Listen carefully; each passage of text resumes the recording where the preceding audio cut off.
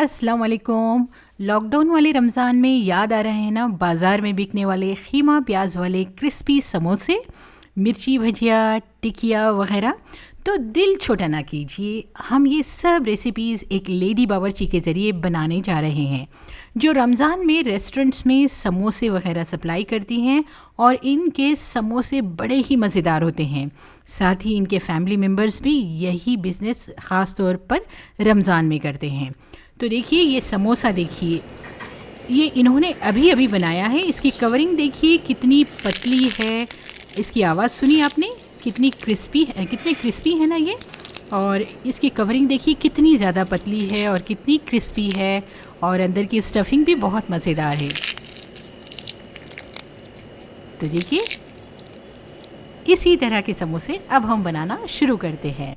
तो देखिए इसे बनाने के लिए हम लेंगे 1.5 किलो मैदा। इस 1.5 किलो मैदे में हम डालेंगे हाफ़ टेबल स्पून नमक।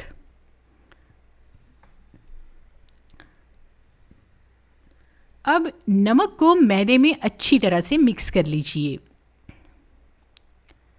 उसके बाद इसमें डाल दीजिए पानी और फिर मैदा गूंदना शुरू कीजिए। देखिए इसमें तेल वगैरह कुछ भी नहीं डाला जाता है, सिर्फ मैदे में नमक और पानी डालकर गूंद लेते हैं।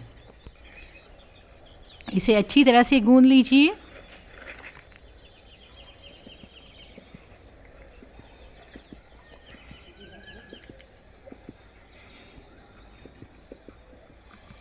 बहुत अच्छी तरह से इसे गूंदिए। ये इसका जो आटा है न बहुत नरम होना चाहिए और ना ही बहुत सख्त, ये मीडियम होना चाहिए। अब आटा गूंदने के बाद इसे ढाँप कर कुछ देर रख दीजिए, और यानी एक आधे घंटे के लिए इसे रख दीजिए। और फिर उसके बाद इसकी अच्छी तरह से मालिश कीजिए।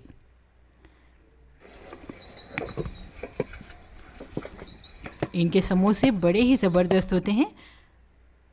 अब देखिए एक चूल्हे पर इन्होंने ये तवे को उल्टा रख दिया और अब ये इसकी मालिश कर रही हैं।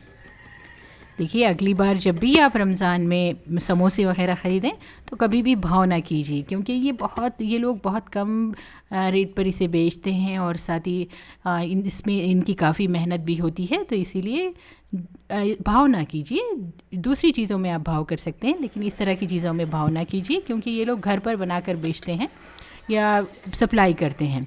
तो देखिए अब हमने यहाँ पर इस तरह से इस आटे के पेड़े तोड़ लेने हैं। देखिए ये 2 पेड़े तोड़ रही हैं।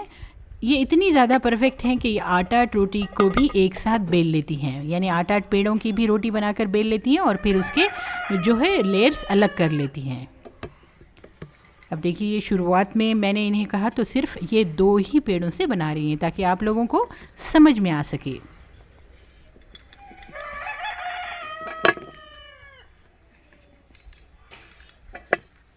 देखिए इसकी छोटी छोटी रोटियां बेल लीजिए।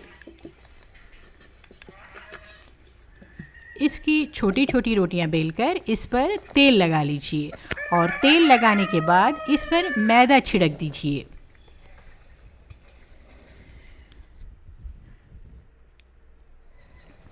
मैदा छिड़कने के बाद एक पर एक इस तरह से रोटियां रख दीजिए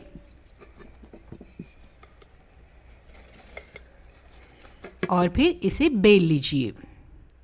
साथ ही अब ये दूसरे पेड़े भी बना रही हैं।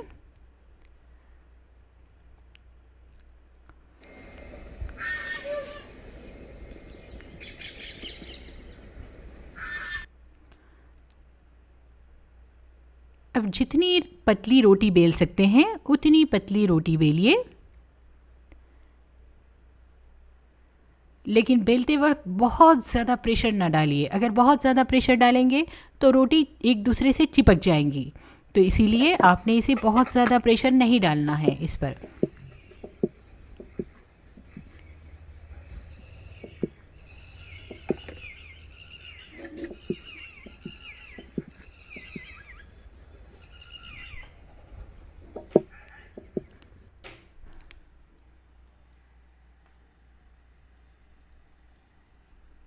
अब देखिए तवे पर इसे डाल दिया गया और फिर दोनों साइड से कच्चा पक्का ही इसे पकाया जा रहा है। इसे बहुत ज़्यादा सेकने की ज़रूरत नहीं, बस इसे कच्चा पक्का दोनों तरफ से सेंक लीजिए। आंच बहुत ज़्यादा तेज़ नहीं होनी चाहिए, आंच मीडियम होनी चाहिए और दोनों तरफ से कच्चा पक्का सेंक कर इसे निकालिए। और निकालने के बाद गरम गरम में ही इन दोनों रोटियों को अलग अलग कीजिए। देखिए ये कितनी आसानी से अलग कर रहे हैं। इस तरह से अलग कीजिए और फोल्ड कर कर रख लीजिए। दोनों रोटियों को एक पर एक रखिए और फिर इसे फोल्ड कीजिए और फोल्ड करके किसी कॉटन के कपड़े में इसे रख दीजिए ढाँक कर, नहीं तो ये सूख जाती हैं। आप चाहें तो डायरेक्टली तवे पर भी इसे अलग कर सकते हैं। देखिए इस तरह से डायरेक्टली तवे पर भी अलग कर लें। हाँ, याद रखिए जब आप बेलेंगे यानी जब पेड़ा बनाएंगे तो अंदर तेल अच्छी तरह से लगाइए ताकि ये रोटियां आसानी से अलग हो जाएं। अब देखिए ये बना रही हैं चार पेड़ों की रोटी। तो देखिए इन्होंने 4 पेड़े लिए, इसे थोड़ा थोड़ा बेल लिया। बेलने के बाद इस पर ये तेल लगा रही हैं और तेल लगाने के बाद इस पर ये मैदा छिड़क देंगी। मैदा छिड़का, दूसरी रोटी रखी, फिर उस पर तेल लगाया और मैदा छिड़क दिया। फिर तीसरी रोटी रखी, फिर मैदा छिड़क कर पहले तेल लगाया, फिर मैदा छिड़का, फिर उस पर रख दिया। ठीक है, तेल लगाइए, मैदा छिड़किए, फिर रोटी रखिए। इस तरह से निकलने में आसानी हो जाएगी। अब ये चारों रोटियों को एक साथ मिलाकर बेल लेंगी।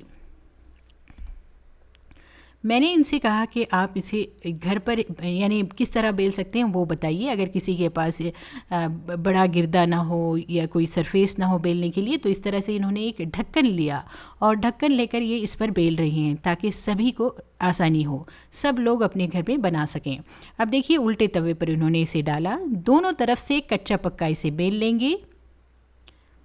ये कच्चा पक्का इसे सेंक लेंगी। कच्चा पक्का इसका सेंकना बहुत ज़रूरी है, अगर ज़्यादा सेकेंगे तो कड़क हो जाएंगी। फिर उसे निकाल कर देखिए ये चारों रोटियां कितनी आसानी से अलग हो रही हैं। चारों रोटियां आसानी से देखिए अलग कर ली इन्होंने और फिर इसे फोल्ड करके किसी कॉटन के कपड़े में रख दिया गया। अब देखिए यहाँ पर 1.5 किलो प्याज है।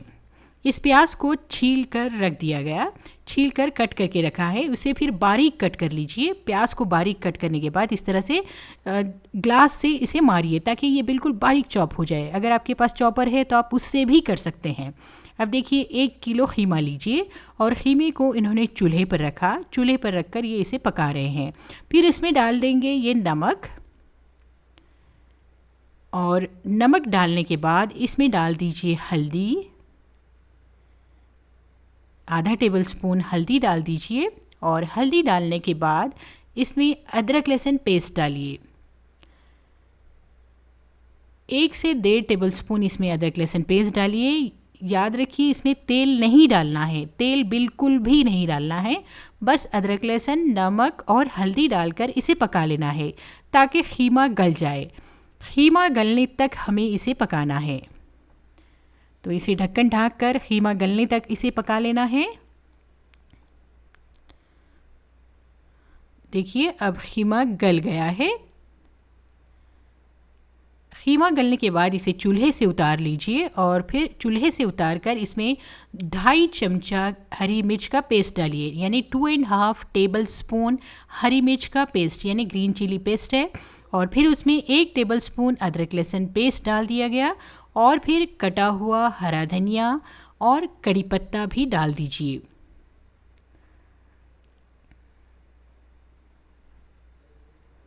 कटा हुआ हरा धनिया डालने के बाद देखिए आधा टीस्पून हल्दी पाउडर डालिए। हल्दी ऑलरेडी हमने डाली थी पहले, इसीलिए अब इसमें कम डालिए। फिर इसमें 3.5 कप यानी 3.5 कप बिल्कुल बारीक चॉप की हुई प्याज डालिए। हाँ, याद रखिए प्याज को चॉप करने के बाद प्याज को किसी छन्नी में रखिए और उसे दबाकर इसका पानी निकाल लीजिए, या फिर कपड़े में प्याज लीजिए और उसे दबा दबा कर उसका पानी निकाल लीजिए। अगर हम पानी इसमें रखेंगे तो खीमे की जो स्टफिंग है यानी ये जो खीमा है वो बहुत गीला गीला हो जाएगा और समोसे में पानी छूटेगा। अब देखिए इसमें हम डालेंगे नमक।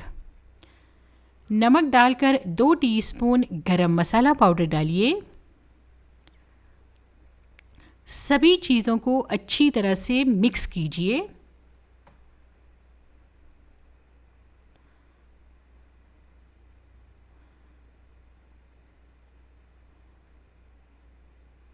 सभी चीज़ें अच्छी तरह से मिक्स हो गई। ये हमारी स्टफिंग बन रही है, बहुत मज़ेदार है और इसमें बिल्कुल भी ऑयल नहीं है और ना ही इसे पकाया गया है। अब 1 कप मैदा लीजिए, उसमें डाल दीजिए पानी और इसका एक घोल बना लीजिए ताकि हम समोसे चिपका सकें। ये चिपकाने के लिए है। अब देखिए, जो रोटियां हमने कपड़े में बांध कर रखी थी, कपड़े में रखी थी, उन रोटियों को फोल्ड करके हमने रखा था, वो फोल्ड को खोलिए और इस तरह से सब रोटियों को सीधा कर लीजिए ताकि हम इसे काट सकें। इन रोटियों को हमें काटना है, इसीलिए यानी पट्टियाँ काटनी हैं, इसीलिए हम इसे सीधा कर कर रख रहे हैं। जितनी रोटियां हमने बेली थी उतनी सारी रोटियां आप निकालिए कपड़े में से। अब थोड़ी थोड़ी रोटियां लीजिए, इन्हें इस तरह से गोल रोल की शक्ल दीजिए।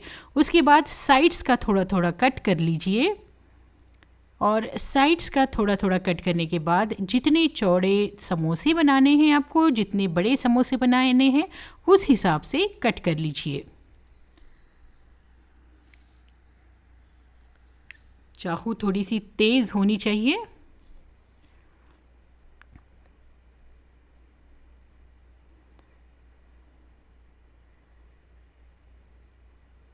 अब लॉकडाउन की वजह से मेरे पास के सारे चाकू थोड़े से ब्लंट हो गए हैं, तो अब देखिए ये इस तरह से ये कट कर रही हैं।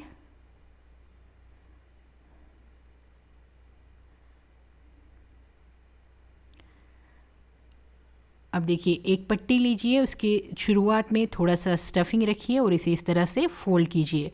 अब आप इसे गौर से देखिए, मैं इसे 3-4 समोसों को फोल्ड करना बता रही हूँ। देखिए, गौर से देखिए कितना परफेक्टली ये फोल्ड कर रही हैं। अब इसका जो लास्ट का जो एंडिंग का जो पार्ट है, उस पर ये मैदे का घोल लगा लेंगी और मैदे का घोल लगाकर इसे चिपका देंगी। अगर ये नहीं समझ में आया तो मैं और एक समोसा बताती हूँ, उसको उसे भी गौर से देखिए।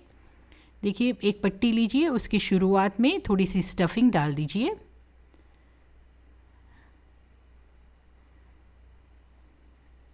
एक फोल्ड, 2 फोल्ड, 3 फोल्ड,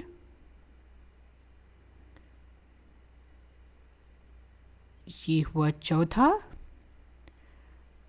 और उसके बाद ये हम लगा देंगे मैदे का घोल। ठीक है, फिर चिपका दीजिए।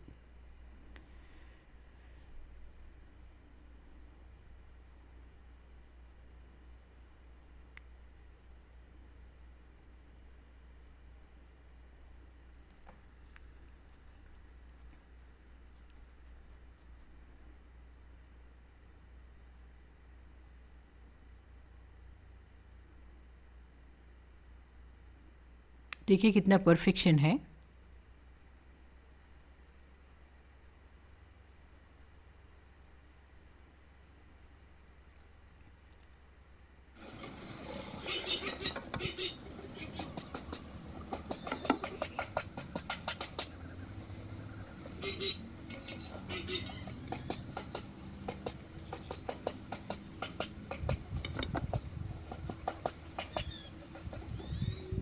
समझ में आ गया? तो देखिए, इस तरह से सारे समोसे बनाइए। तो ये 1.5 किलो में क़रीब 120 से 150 के आसपास समोसे बने। इट डिपेंड्स कि आपको कितने बड़े समोसे बनाना है, यानी साइज़ पे डिपेंड करता है कि आपको कितने बड़े समोसे बनाना है। 100 से 150 समोसे बन जाते हैं। अब देखिए, तेल गरम कीजिए और तेल गरम करने के बाद मीडियम फ्लेम पर आराम से इसे तलिए, गड़बड़ ना कीजिए। इसे आराम से तलिए ताकि उसकी जो कवरिंग है वो क्रिस्पी बने। तो देखिए, क्योंकि इसे बहुत अच्छी तरह से बनाया गया है, उसकी जो कवरिंग है पतली भी है और बहुत सही है, तो अब इसे तलना भी बहुत इम्पॉर्टेंट है। तो हमने इसे तेल में डाला है और तेल में डालकर इसे मीडियम फ्लेम पर फ्राई करेंगे। तो फ्राई करने के बाद देखिए इसे निकाल दिया गया। देखिए कितने क्रिस्पी लग रहे हैं अभी से, देखा आपने? गरम गरम समोसों की खुशबू बहुत ज़बरदस्त।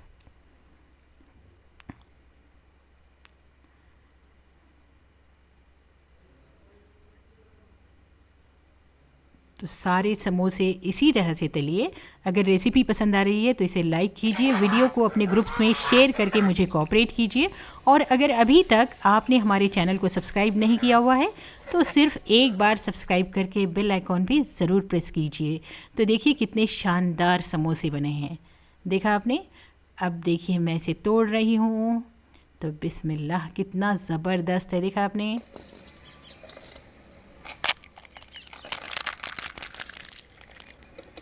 माशाल्लाह, हो गया, देख समझ गए आप। तो इसके देखिए उसकी जो कवरिंग है कितनी पतली है और कितनी क्रिस्प है, देखा आपने। तो इंशाल्लाह फिर मिलूँगी एक नई रेसिपी के साथ। Thanks for watching सबास best classes.